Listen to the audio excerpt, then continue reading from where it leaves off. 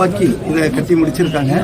அது ஸ்ரீ ராமர் தீர்த்த சேத்திர நியாஸ் அப்படி பேரில் இது அந்த அறக்கட்டளை மூலமாக தான் எல்லாமே நடந்தது.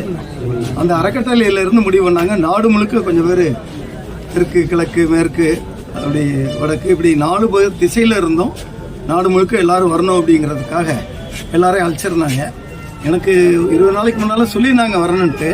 ஆனால் முதல் நாள் தான் தெரியும் நமக்கு வந்து அந்த மாதிரி பூஜையில் நேரடியாக எங்களோட பிரதம மந்திரி நரேந்திர மோடி இருந்தாங்க. அதுக்கப்புறம் யோகி ஆதித்யநாத் முதலமைச்சர் எங்களோட இருந்தாங்க.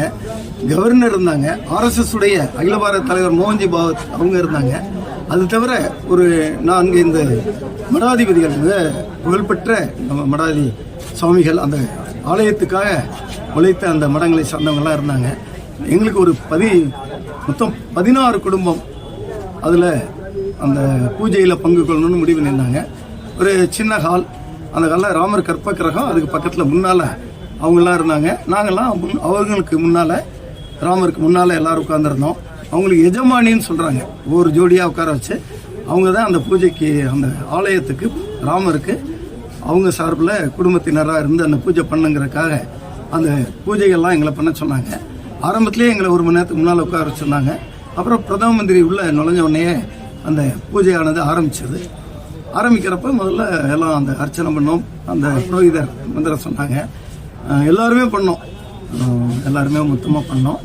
பிறகு ஆர்த்தி காட்ட சொன்னாங்க. முதல் ஆர்த்தி நாங்கள் தான் எடுத்தோம். அந்த தீபம் புரோகித் எடுத்தாங்க. பிரதம மந்திரி முதலமைச்சராக எடுத்த பிறகு எல்லாம் சேர்ந்தே ஒரே நேரத்தில் எங்களுக்கு அந்த பாக்கியம் கிடச்சிது. 16 பேர். குறிப்பாக தமிழகத்திலிருந்து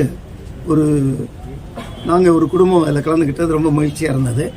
அவங்களுடைய நோக்கம் என்னென்னா அறக்கட்டளைக்கு நாடு முழுக்க இருந்தாலும் தென்பகுதியிலேருந்து யாராவது வரணும் அப்படின்னு சொல்லி முடிவு பண்ணுற சமயத்தில் அவங்க யோசித்தது ராமேஸ்வரம் பகுதியிலேருந்து யாராவது வந்தால் நல்லது அப்படின்னு எல்லாரும் கேட்டிருக்காங்க. கடைசியில் எல்லாருடைய அபிப்பிராயம் அது கொஞ்சம் நான் RSS மாநில தலைவருங்கிற முறையிலையும் அதோட சமஸ்தானத்திலிருந்து யாராவது ராமருக்கு சம்பந்தப்பட்ட இடம் நம்ம ராமநாதபுரம். காரணம் என்னன்னா ராமர் தான் இங்கே சிவனை வச்சு பூஜிச்சார். அதனால தான் ராம ஈஸ்வரம்னு பேர். ராமனுக்கு ஈசன் சிவன், அவங்க பேரில் தான் ராமேஸ்வரம் வந்தது. அந்த பேரில் தான் ராமநாதபுரம், ராமனுடைய நாதன், அதனால தான் ராமநாதபுரம் அப்படி வந்தது. இங்கே இருக்கிற மன்னருக்கு பேர் ராமநாத சேதுபதி, நம்முடைய மகாராணியார் அவங்களுடைய தந்தையார் ராமநாத சேதுபதி. அவங்க இந்த சேதுபதி வந்தது காரணமே ராமசேதுன்னு சொல்லுவாங்க. ராமர் கட்டின அந்த பாலத்தை காக்கிறதுக்காக முன்னோர்களால் நீக்கப்பட்டு பல நூற்றாண்டுகளுக்கு முன்னிலேயே எங்களுடைய முன்னோர்கள் யாரோ ஒருத்தரை முடிவு பண்ணி இந்த பொறுப்பை எங்கிட்ட ஒப்படைச்சிருக்காங்க. சேது பாலத்தை காக்கணும் அப்படிங்கிறத அந்த முறையிலையும் கூட இதெல்லாம் ராமருக்கு நெருக்கமான ஊர் ராமநாதபுரங்கிறதுனால என்னை அதில் தேர்ந்தெடுத்திருக்கலாம். இப்படி பல்வேறு காரணங்களால் என்னை தேர்ந்தெடுத்து அங்கே வரணும்னு சொன்னாங்க. அப்புறம் உள்ளே போய் பார்த்தா ஒரு 7000 பேருக்கு மட்டுமே அனுமதி. அதில் 4000 பேர் சாதுக்கள், பெரிய பெரிய சங்கராச்சாரியர், ஜிஆர் போன்ற பெரிய பெரிய மடாதிபதிகள்லாம் உட்கார்ந்துருக்காங்க. 3000 பேர் விசேஷமான பிரமுகர்கள், அதில் பெரிய பெரிய தொழிலதிபர்கள், பிரபல நடிகர்கள், நடிகைகள், அது மாதிரி உள்ளவங்க, விளையாட்டுத்துறையில் இருக்கக்கூடிய டெண்டுல்கர், தோனி, அந்த மாதிரி கோலி, இது மாதிரி கும்ளே போன்ற ஆட்கள், எங்கு பார்த்தாலும் பிரமுகர்கள். அவ்வளோ ஆச்சரியமான ஒரு நிகழ்வு இங்கே நடந்தது. எல்லாம் எங்கே பார்த்தாலும் ஜெய் ஸ்ரீராம் கோஷம். அந்த கோஷத்தோட ராமர் எப்படி ராவணனை வென்று திரும்ப அயோத்திக்கு போய் சேர்ற சமயத்தில் அந்த ராமாயண காட்சியில் பார்த்துருக்கோம். எப்படி அந்த அயோத்தி இருந்ததோ இன்னும் ஒரு தீபாவளின்னே சொல்லணும். இந்த ஆண்டுக்கு எங்களுக்கு 2வது தீபாவளி. அந்த மாதிரி ஒரு தீபாவளியை மக்கள் எல்லாம் சேர்ந்து கொண்டாடினாங்க. அன்னைக்கு எப்படி ராமர் வர்றதாவே கற்பனை பண்ணி அந்த ராமரை திறந்தாங்க. திறக்கிறப்ப அப்படி ஒரு காட்சி நேரையே கண் முன்னால் பார்த்தது மாதிரி ஒரு முதல் காட்சி எங்களுக்கு கிடைச்சது. அந்த ஸ்க்ரீன் திறந்த உடனே முதல் தீபம் நாங்கள் ஏற்றி முதல் பூஜை பண்ணி பண்ணோம்.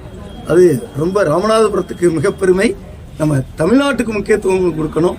நாடு முழுக்க எல்லாரும் ஒற்றுமையாக இருக்கணும் அப்படிங்கிறதான், எல்லாரும் நெடுவழி வாழணும், மக்கள் எல்லாருமே சுபிச்சமாக இருக்கணுங்கிறதான் அதோடைய நோக்கமாக இருந்தது.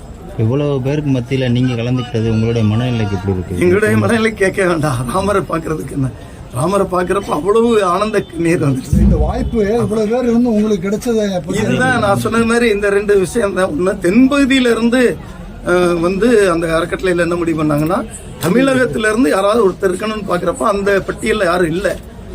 அப்புறம் ஒவ்வொரு நாள் பார்க்குறாங்க, பிறகு தகவல் கொடுக்குறாங்க தமிழ்நாட்டிலேருந்து கட்டாயம் அங்கே ஒருத்தர் இருக்கணும் அப்படிங்கிறது அந்த அறக்கட்டளையுடைய முடிவு. இது தனி இயக்கமோ தனி கட்சியோ அப்படி இல்லை, எல்லாருடைய யோசனை இருந்தது அதன் பின்னணியில். அந்தோடைய முடியும்படி, அறக்கடையின் முடியும்படி இங்கே ராமநாதபுரத்துலேருந்து தமிழகத்திலேருந்து வரணும். அது ராமநாதபுரத்தில் இருந்தோம். ராமநாதபுரம் ராமருக்கு ரொம்ப நெருக்கமான ஒரு பகுதி. அதனால இந்த ராமநாதபுரத்தில் வரணுங்கிறது ராமருடைய ஆணையாகத்தை நான் நினைக்கிறேன்.